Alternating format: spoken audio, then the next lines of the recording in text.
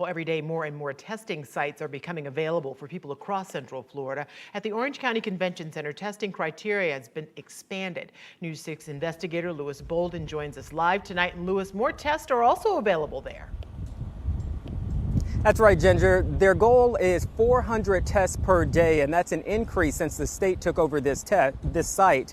And this morning, they had more than 6 people in line before the doors ever even opened. Getting tested for coronavirus just got easier. Now you do not need to have an on-site temperature of 99.6 or higher. You just need to have respiratory symptoms. Lauren Luna is the on-site public information officer and says starting today they have relaxed the testing guidelines. Healthcare workers and first responders and TSA workers can still be tested with no symptoms. They also allow people with pre-existing medical conditions and people who have come in contact with someone who has the virus. So if you had come into contact with someone who came positive after being tested, you could be tested with no symptoms. And it is all on the honor system. Just as the guidelines changed, the community responded. At 8 a.m., there were 68 cars in line to be tested when the doors opened at 9.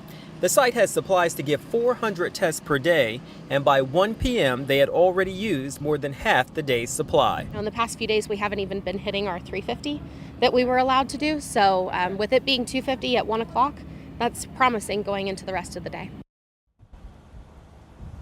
Now, again, the goal is 400 tests per day, but you heard Lauren mention that there have been some days where they really didn't even come close to that number. I'll talk more about that coming up at 5 o'clock. For now, we're live at the Orange County Convention Center. I'm Lewis Bolden, getting results, News 6.